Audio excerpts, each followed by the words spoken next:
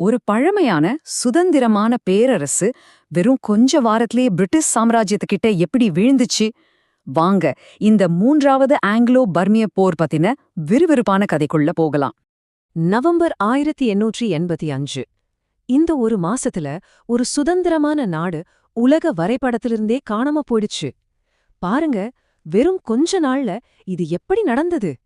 இந்த கேள்விக்கு விட தேடுறதுதான் நம்மளோட இந்த ஆய்வு. அடா, நம்ம முடியுதா உங்களால? வெறும் 22 நாள்ல? ஆமாங், 22 நாள்லயே எல்லாம் முடிஞ்சு போச்சு. நவம்பர் 7ஆம் தேதி ஆரம்பிச்ச போர் நவம்பர் 29ஆம் தேதி தலைநகர் மாண்டலே வீழ்ந்ததோட முடிவுக்கு வந்துடுச்சு. இவ்ளோ வேகமா ஒரு படையெடுப்பு எப்படிங்க சாத்தியமாச்சு? சரி, அப்போ இந்த போருக்கு என்ன காரணம்? அதிகாரப்பூர்வமா சொன்னது என்னன்னா, இது ஒரு வர்த்தக தகராறுதான்னு. ஆனா அது முழு உண்மையும் கிடையாது, உண்மையோட ஒரு சின்ன துண்டு அவ்வளவுதான்.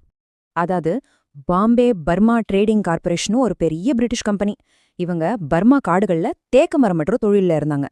இப்போ என்ன ஆச்சுன்னா, ஒரு பர்மிய நீதிமன்றம் இந்த கம்பெனிக்கு ஒரு பெரிய அபராதம் விதிச்சிட்டாங்க.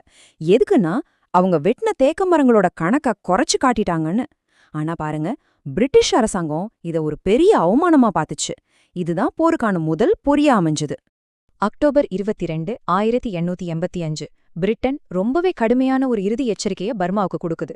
நீங்க உங்க வெளியுறவு கொள்கைய எங்க கிட்ட ஒப்படைக்கணும், எங்க ஆள உங்க நாட்டுல நிரந்தரமா வச்சுக்கணும்னு ஏகப்பட்ட கண்டிஷன்ஸ். யோசிச்சு பாருங்க, இதெல்லாம் ஏத்துக்கிட்டா பர்மா தன்னோட சுதந்திரத்தை மொத்தமா இழக்க வேண்டியதுதான். இது போருக்கு விடுக்கிற ஒரு நேரடி அழைப்பு மாதிரி தான் இருந்துச்சு.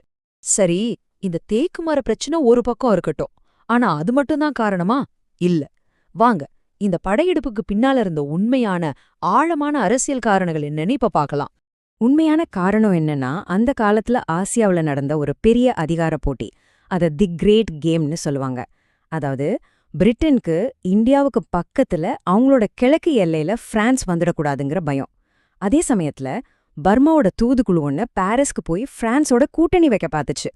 பிரெஞ்சு தூதரும் பர்மா தலைநகர் மாண்டலேல ஒரு பேங்க், ரயில் பாதையெல்லாம் போட பேச்சுவார்த்தை நடத்தினாரு. இதெல்லாம் பார்த்ததும் பிரிட்டனுக்கு பொறுக்கல, உடனே ஆக்ஷன்ல இறங்கிட்டாங்க.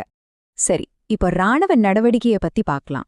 பிரிட்டிஷ் படைகளோட டெக்னாலஜி, அவங்களோட திட்டமிடல் எல்லாம் எப்படி வெறும் கொஞ்ச நாள்லயே போரோட முடிவையே தீர்மானிச்சதுன்னு பாருங்க.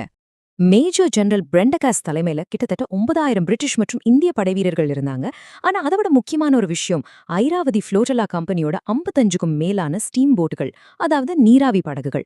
இந்த ஆத்துல போன படதான் அவங்க மின்னல் வேகத்துல தாக்குதல் நடத்த முக்கிய காரணமா இருந்துச்சு. பர்மாவோட பாதுகாப்பு எவ்ளோ சீக்கிரம் சரிஞ்சதுன்னு பாத்தீங்கன்னா ரொம்பவே அதிர்ச்சியா இருக்கும். வெறும் 14 நாள்ல, ஆமா 2